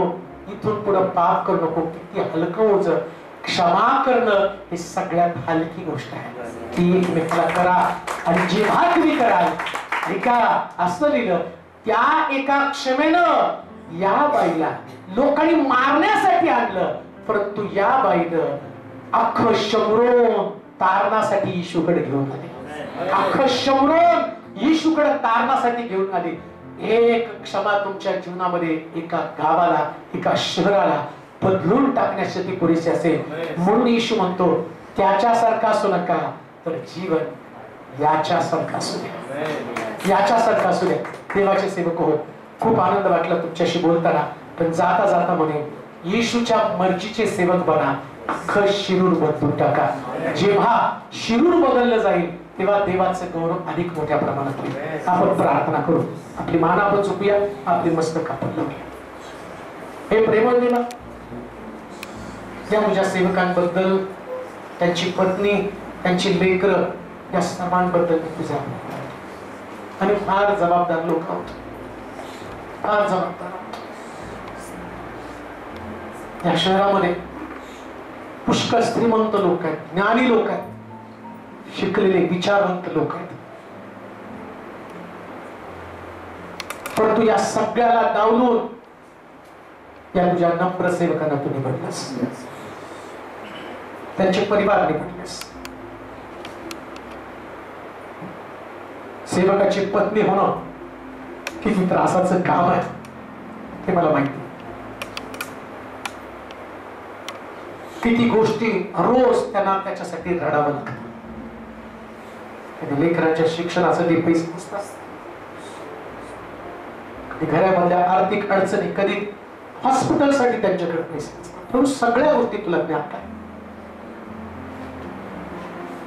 त्याच्यामध्ये आपला आनंद, आपलं कौटुंबिक सौख्य टिकवणं किती कठीण गोष्ट आहे.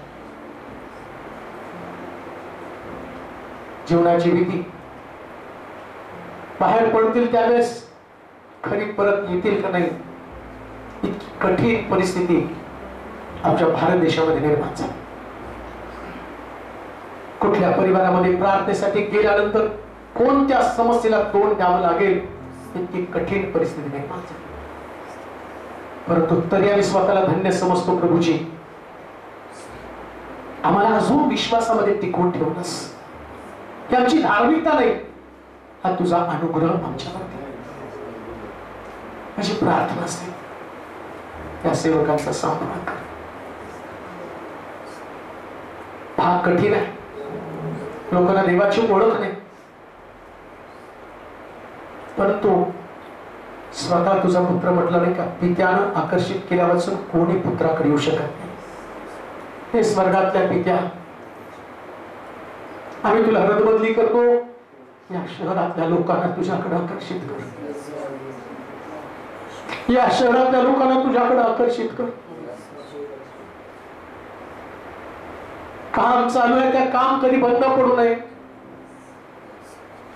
सिंहाच्या गुहेमध्ये असताना दानिएल जशी सिंहाची तोंड बंद केली प्रभू, तशी या राजकारणी लोकांची तोंड बंद कर. आम्ही ना सिंहाला घाबरत, ना भटकीला घाबरत. ज्याची सेवा करतो त्याला आम्ही भेटतो, ज्याची सेवा करतो आम्ही त्याला भेटतो.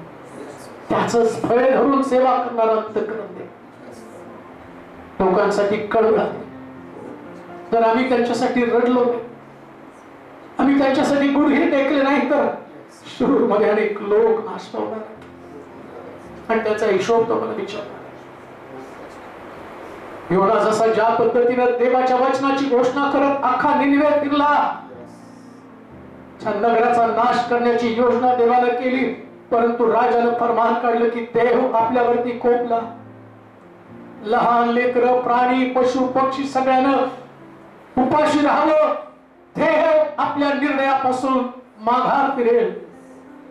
आणि त्याच पद्धतीने लोक त्यांनी गोंदाट नेसलं. राजा, जनावर, पशु पक्षी सगळे उपाशी राहिले. देवाला हाक मारली आणि देवानं निर्णय बदलला. आम्हाला योनासारखं नव्हे तर देवासारखा अंतःकरण दे. योना अग्नीची वाट पाहत होता प्रभू, देवा तुझ्या हृदयामध्ये काम झालं आणि निनिवेचा बचाव तू केला. आज आम्हाला तसंच बनव, तसंच बनव प्रभू. सेवा एका युद्धाप्रमाणे आम्हाला ठाऊक आहे. सेवक हा कोणी साधा सुद्धा व्यक्ती नाही, तर तो देवाचं युद्ध करणारा सैनिक आहे. म्हणून गल्ल्या, त्याची उंची, त्याची शरीर यष्टी आम्ही हे पाहणार नाही, तर जे नाव आमच्याकडे आहे परमेश्वराच्या नावानं तुझ्यावरती चाल करून जातो, याच नावानं आमचं जगणं आणि आमचं मरण असू दे. त्यांच्या गरजा पूर्ण कर प्रभूजी. अग्नीने भरलेलं वचन त्यांच्या मुखामध्ये असू दे, अधिकार त्यांच्याकडे असू दे. साधारण सेवा असू देऊ नको. जेव्हा ते जातील तेव्हा चमत्कार त्यांच्यात चालत, चमत्कार त्यांच्या बोलण्यात होते. अशी खरं त्यांना दाखव. शेवटची भाकर, जी विधवा आपल्या घरात शेवटची भाकर खात होती, परंतु एलियाचं आगमन तिच्या घराला बदलणारं ठरलं. तसे तुझे सेवक एकेका घरामध्ये जाऊ दे आणि त्या घरातली परिस्थिती बदलू दे माझ्या. अशा पद्धतीची सेवा प्रत्येकाकडे कर. कोणी निराश राहू दे नकोस. आज काही सेवक ज्या प्रकारच्या परिस्थितीमध्ये चाललेले आहेत, पती पत्नीमध्ये संघर्ष, संशय एकमेकांविषयी, मी त्यांच्यासाठी देखील प्रार्थना करतो प्रभूजी. आज त्यांच्यातला संशय निघून जाऊ. काही सेवक त्यांची पत्नी या ठिकाणामध्ये, त्यांचे वाद अनेक लोकांपर्यंत त्यांनी घालवलेले आहेत. त्यांचे मन बदल आणि त्यांना एक जबाबदार व्यक्ती बनवते. काही प्रामाणिक सेवा करणारे सेवक या ठिकाणामध्ये, परंतु अनेक कठीण प्रश्नांना तोंड देत आहे. आणि माझा विश्वास आहे, आणि जसं तू सांगत आहे की येणाऱ्या दिवसामध्ये त्यांच्या परिस्थितीमध्ये तू बदल करणार आहे. तो घडू दे माझ्या, तो बदल घडू दे माझ्या प्रभूजी. आणि काही सेवक एक मिशन, एक विजन घेऊन आलेले आहेत. त्यांना असं वाटतं की प्रभूची सेवा करताना मरण आलं तरी चालेल, पण मी प्रभूला धरून चालणार आहे. अशाला तू बलवान बनव, अशाला बलवान बनव माझ्या. आणि आज हे सेवक ज्या उभं राहतील ते साधे सुधे नव्हे तर सैन्य म्हणून त्यांनी उभं राहतात. सैन्य म्हणून त्यांनी उभं राहतात. धन्यवाद देतो. आज दुपारच्या समय संध्याकाळची सभा देखील तू आशीर्वादित कर, आणि या सभेच्या द्वारे हजारो लोकांचं तारण कर, तारण कर माझ्या. चिन्ह चमत्कार कर. तुझं गौरव, तुझी महिमा, सर्व आदर, सर्व सन्मान दे. येशूच्या नावाची प्रार्थना विनंती केली म्हणून.